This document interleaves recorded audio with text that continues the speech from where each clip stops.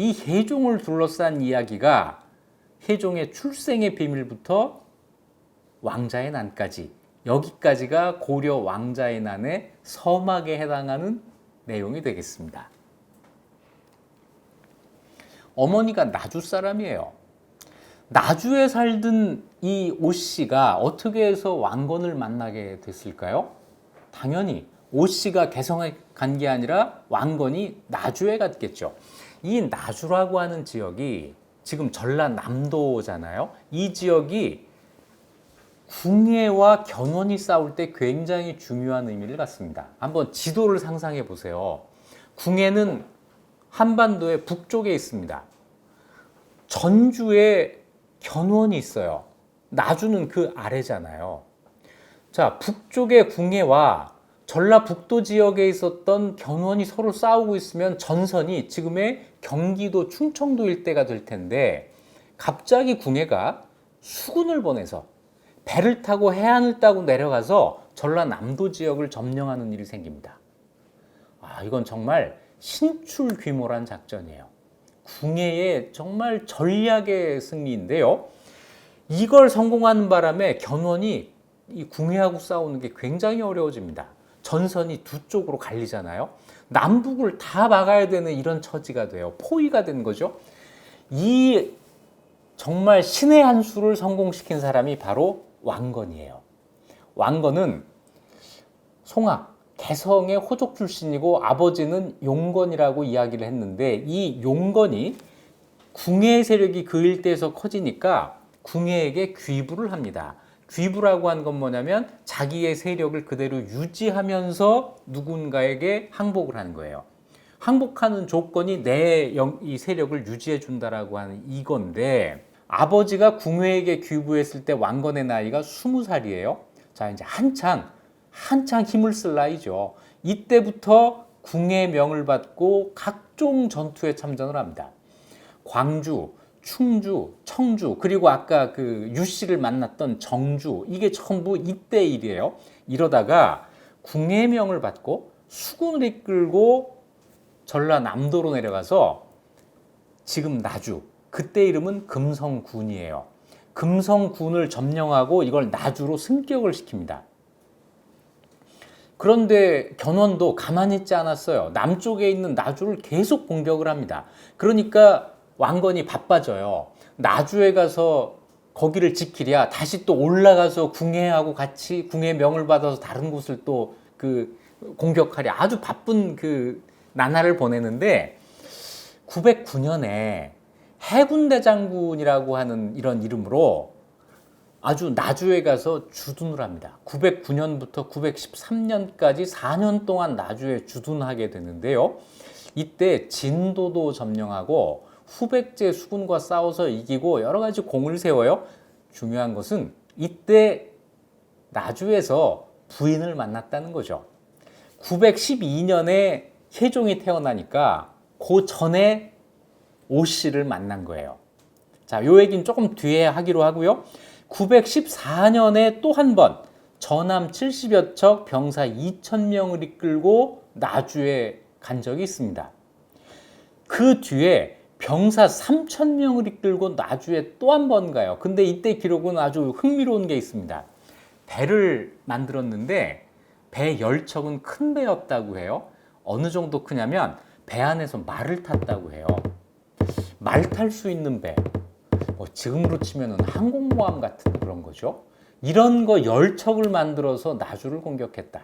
그러니까 나주를 계속 공격하고 차지하고 빼앗기면 되찾고 이러면서 왕건은 계속 나주와 연고를 가지고 있었던 거예요.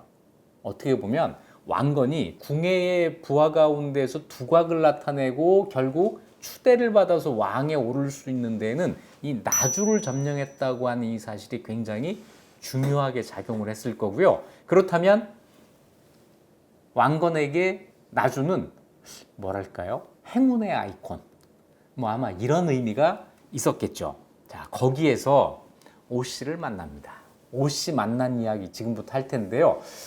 미리 말씀드리지만 이야기 자체가 19금입니다. 자, 지금부터 민증 확인하시고 안 된 분들은 잠깐 다른 데 다녀오셔도 이거 얘기 안 들어도 이 다음 이야기 이해하는데 전혀 지장이 없으니까. 자, 준비되셨어요? 장화왕후 오씨, 고려사 열전 이야기입니다. 나주 사람으로 할아버지는 부돈이고 아버지는 달연군이다. 아직 오씨가 아니에요. 할아버지는 그냥 부돈입니다. 이걸 오부돈 이러면 안 돼요. 달연군, 그냥 달연군입니다. 근데 이 달연군은 이름이 아닌 것 같아요. 달연군, 뭔가 관직을 받은 그런 느낌이죠. 아직 오씨라는 성을 쓰기 전에 얘기예요. 대대로 나주의 목포에 살았다. 이것 때문에 지금 이 유적이 이 기념을 하는 기념물이 목포에 있는데요. 아마 이 목포가 지금 그 목포 맞을 겁니다. 자, 왕후가 일찍이 꿈을 꾸었는데 나루터의 용이 뱃속으로 들어왔다. 용이 뱃속으로 들어오는 꿈. 이거 태몽이잖아요. 누가 뭐 모르는 사람이 들어도 이거 태몽이네. 놀라 깨어서 부모에게 말하니 모두 기이하게 여겼다. 이 결혼도 안 한 딸이 태몽을 꾸다니 이상하잖아요. 자, 그런 일이 있었고 이제 오래지 않아서 태조가 수군 장군으로 나주에 출진해서 목포에 주둔했는데 강가를 바라보니 오색구름 같은 기운이 쫙 이렇게 서려 있는 거예요. 그래서 왕건이 이상하구나 해서 거길 가봅니다. 갔더니 한 여인이 빨래를 하고 있어요. 오색구름을 일으키면서 빨래를 하는 이 신비한 여인을 발견한 겁니다. 그래서 태조가 불러서 사랑하였다. 이게 무슨 얘기예요? 그냥 태조 소행지 이렇게만 돼 있어요. 이게 어쨌단 얘긴지 뭐 상상에 맡기겠습니다. 다 19세 이상이시니까 다 상상하시겠죠? 그런데 태조가 생각하기에 왕후의 집안이 한미한 거예요. 뭔가 좀 한미하다는 거는 좀 별 볼 일 없다, 좀 가난해 보인다 이런 뜻입니다. 그래서 임신시키지 않고자 하여 잠자리에 깐 돛자리에 뿌렸다. 그랬더니 왕후가 바로 그것을 흡수해서 결국 임신했다. 이런 놀라운 이야기가 여기 실려 있는 거예요. 그냥 이걸 번역하기도 좀 그래서 원문을 그냥 제가 읽어 드릴게요. 이 측미가 한미한 것으로서 불욕유신, 왕건이 유신, 임신을 시키고자 하지 않았다. 그래서 선우 침석의 선은 뿌리다라는 뜻이거든요. 했는데 후가 즉 흡지, 흡이라는 것은 빨아들였다라는 뜻이에요. 후가 즉시 그것을 빨아들여서 비로소 마침내 임신을 했다. 어떻게 상상해도요, 이건 불가능한 얘기예요. 불가능한 얘기를 이렇게 그냥 해놓고 있으니 참 이게 알다가도 모를 고려사입니다. 그래서 아들을 낳았는데 그게 바로 혜종, 무였다는 거예요. 자, 그 다음 이야기는 또 어떻게 읽어야 될까요? 혜종은 얼굴에 돛자리 무늬가 있었으므로, 아까 그 돛자리에 뿌려서 그런 거예요. 세상에서 말하기를 주름살 임금, 접주. 이 접이라는 게 주름살이라는 뜻이거든요. 주름살 있는 주 임금이라고 했다. 이 혜종은 잠자리에 늘 물을 부었다 그래요. 다 마른 자리에서 자는데 이 사람은 이상하게 진 데서 잤다는 거예요. 또 큰 병에 물을 담아두고 팔 씻기를 싫어하지 않았으니 참으로 용의 후손이었다. 왕건의 조상이 용하고 관계가 있잖아요. 과연 이 왕건의 아들이기 때문에 이런 용 같은 행동을 했다라는 게 이 고려사 장화왕후의 열전에 나오는데, 자, 이제 잠깐 자리를 피했던 19세 미만 다시 오면 되겠습니다. 자, 다시 왔어요. 자, 이렇게 해서 태어났어요. 이때 또 주의할 것, 아직 왕이 아닐 때라는 거죠. 왕이 아닐 때고 늘 여기에서 같이 산 것도 아니에요. 지금까지 이야기한 것처럼 왕건은 개성과 나주를 왔다 갔다 했기 때문에, 그리고 본래는 개성에 있어야 되는 사람이 나주에 필요하면 잠깐 주둔하고 있는 거기 때문에 이 오씨하고 같이 뭐 살림을 차리거나 이런 형편은 아니었을 거예요. 꼭 뭐랄까 사랑방 손님과 뭐 이런 소설이 좀 연상되는 뭐 그런 그 분위기인 거죠. 그러다가 태조가 덜컥 왕이 됐어요. 왕이 됐는데 첫 번째 부인 유씨한테서는 아들이 없었잖아요.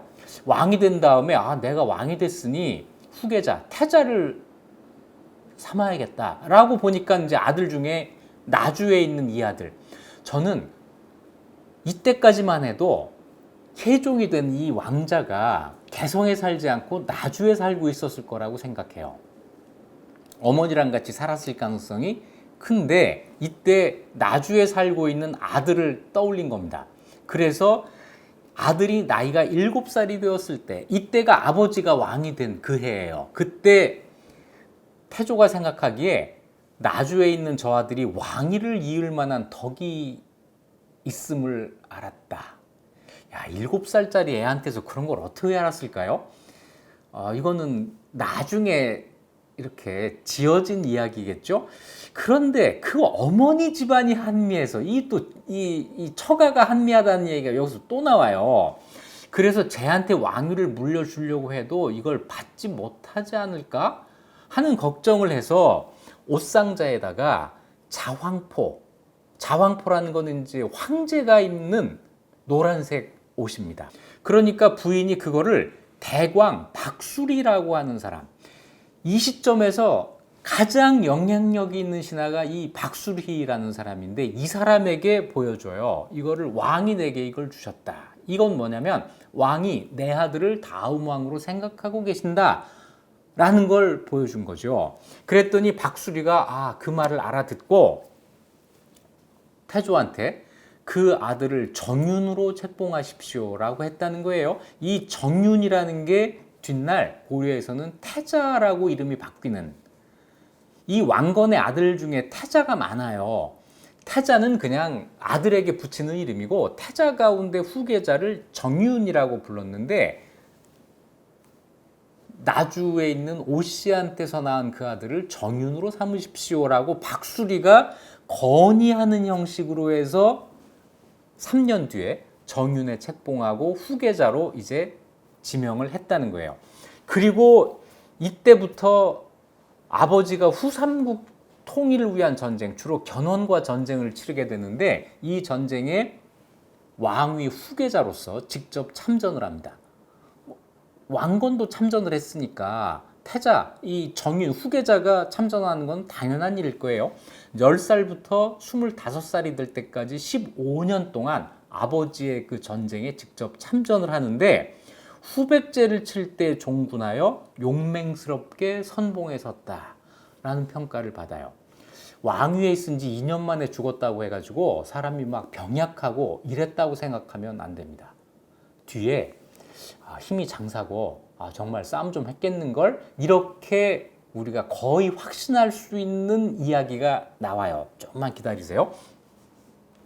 그리고 태조가 세상을 떠날 때, 그때 이 혜종의 나이가 32살인데 32살짜리 아들을 후계자로 확정을 짓습니다. 태조의 유언이 내외의 모든 관리들은 태자의 처분을 듣도록 하라 예요. 그러니까 여러 아들이 있는데 25명의 아들이 있는데 그 중에서 제가 내 확실한 후계자야라는 걸 아주 못을 박아놓고 태조는 세상을 떠난 거예요. 자, 이 정도 되면은 아무런 문제가 없을 것 같죠? 아버지가 대못을 박았고, 그렇죠? 실력자였던 박수리가 후견인이 돼 있는 거고, 또 아버지하고 같이 전쟁터를 누비면서 용맹하다는 평가도 들었고, 병약한 사람도 아니고, 이건 뒤에 다시 확인되겠지만, 자, 이러면 아무 문제가 없을 것 같은데 문제가 생깁니다. 그러니까 왕자의 난이 벌어지게 되는 거죠.